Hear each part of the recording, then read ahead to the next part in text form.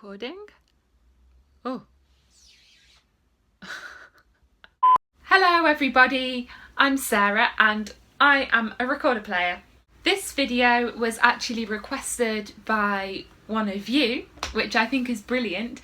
Over the past few weeks, a lot of you have been contacting me with your own experiences or questions you have, or just for a chat.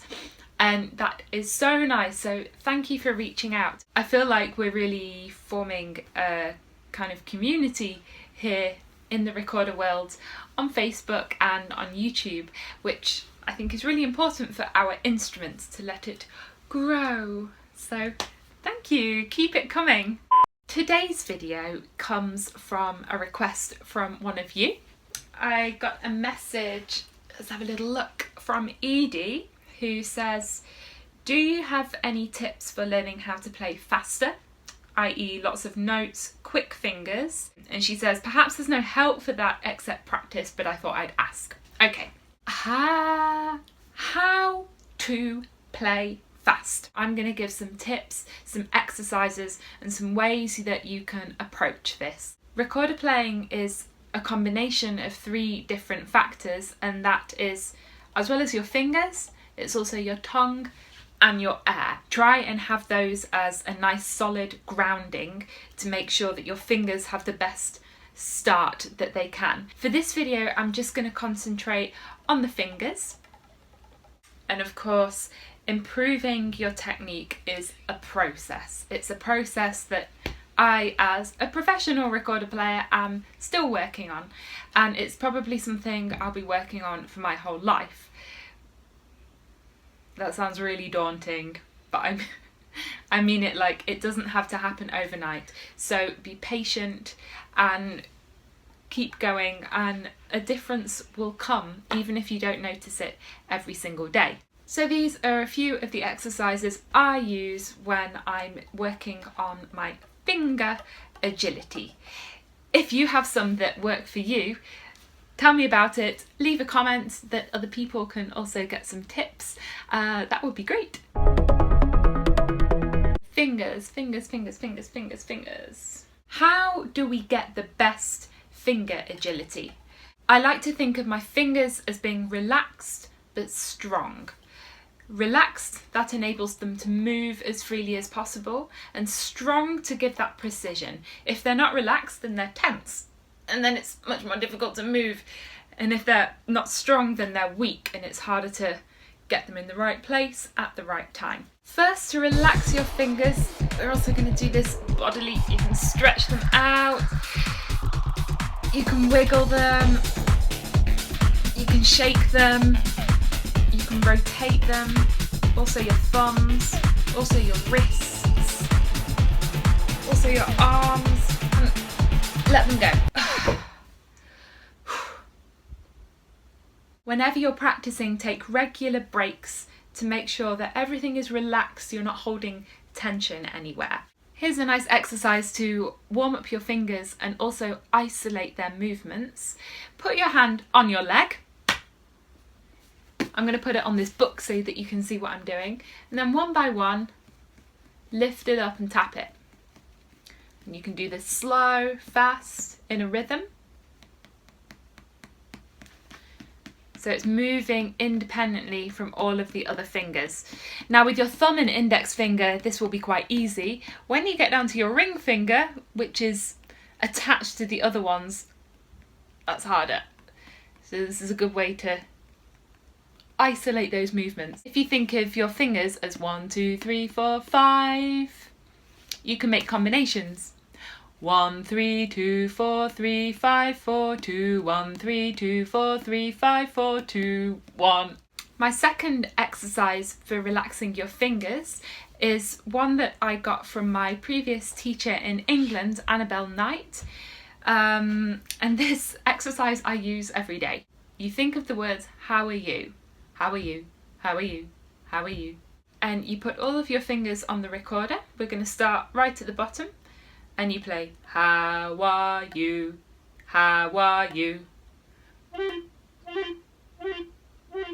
You're playing 3 notes, either down, up, or up, down, up. and the aim is to get the quickest, cleanest and most relaxed movement. On to the next finger.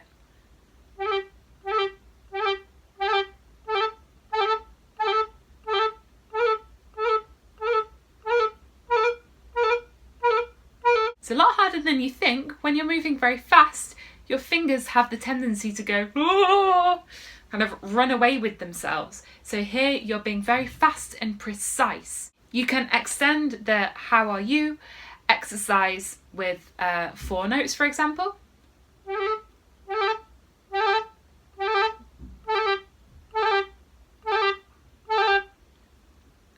And 5 notes.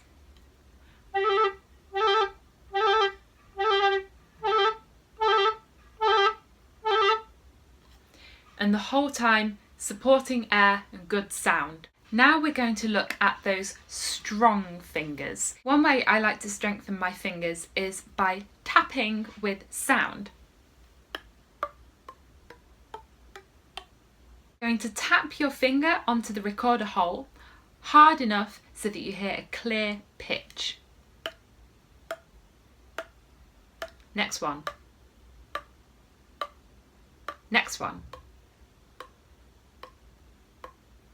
And you can invent your own rhythms.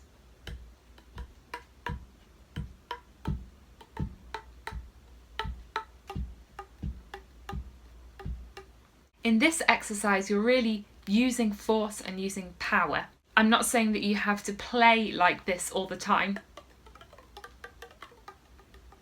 but by practicing it, you just build up those muscles a bit, which means that your finger naturally has some strength behind it when you're playing in a relaxed way. Okay, still with the idea of strengthening those fingers, we're going to look at how you can practice a fast passage. And the first tip I'm going to give you comes from this book that I've shown before, Advanced Recorder Technique, Volume 1, Fingers and Tongues. Imagine that you have a passage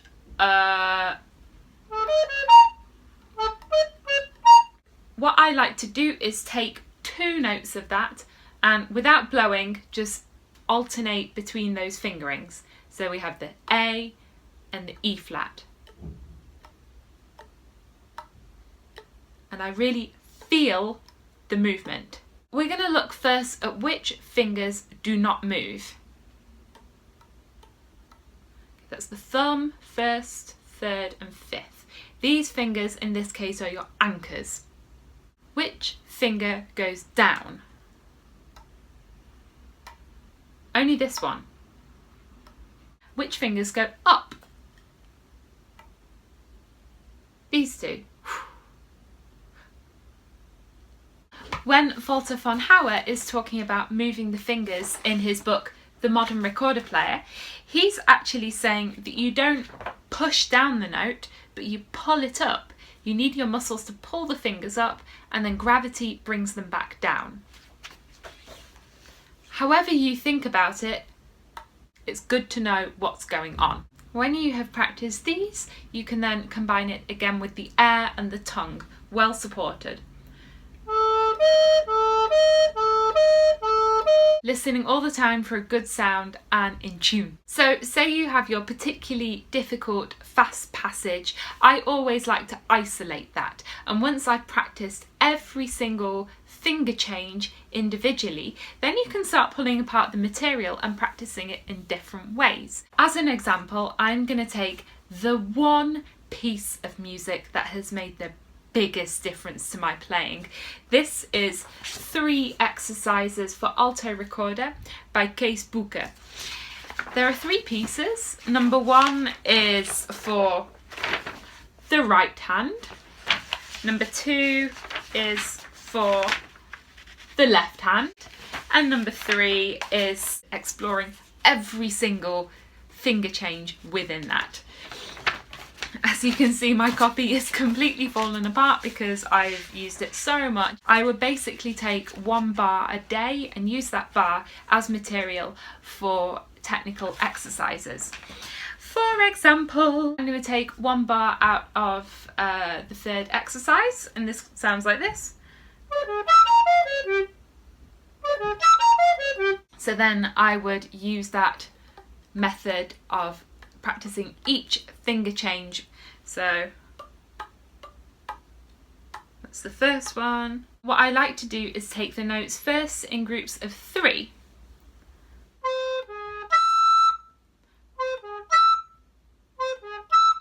Listen carefully that each one sounds clearly. You can loop that group.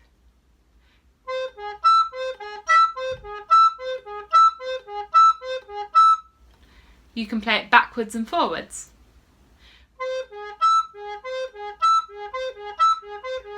And then I would move to the next 3 notes. So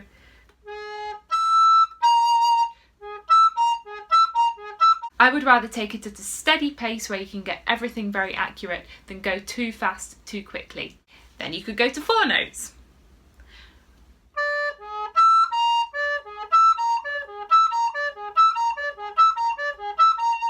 And forwards and backwards. And as you can see, when I have it by heart, I like to look away from the music, and that means I have to really think about what I'm doing because I can't just rely on reading it. So in that one bar, I take all different combinations of those notes, groups of 3, 4, 5, 6. I play them forwards, backwards, in different rhythms. So I'm really practicing those notes in every way possible.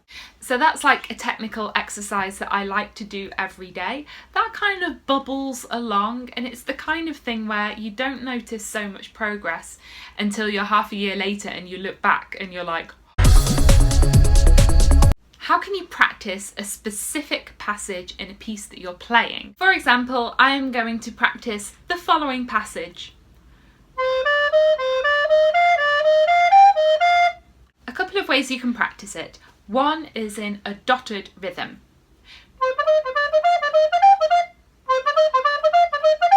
By dotting the rhythm, you're automatically making half of the notes double speed, without your brain actually having to think any quicker.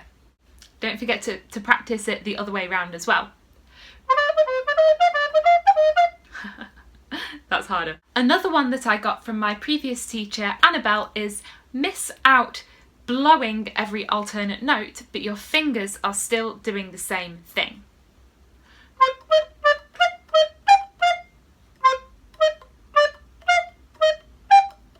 That means that if any finger movement is a bit early or a bit late, you will hear a blip. Like that. So it's much easier to hone in on those moments where, something isn't completely precise there. My last tip is this one. This works for me. I'm really curious to see if other people have the same thing. When I'm practicing a difficult passage, I like to do it slightly slower than I can. So rather than pushing myself and going a bit faster, I like to do it slightly slower, but really precisely. Then I leave it. I come back the next day and somehow it's sunk in and I can play it. Oh, that's better. For me, the way of practice something until it's perfect, that doesn't work in one day. I have to give it time. So I hope you found these finger exercises helpful. The pieces and resources I've mentioned in this video are listed below and I can really recommend them. If you like this video, then give it a thumbs up, and I'll be bringing out more videos every week, so subscribe and then you are kept in the loop.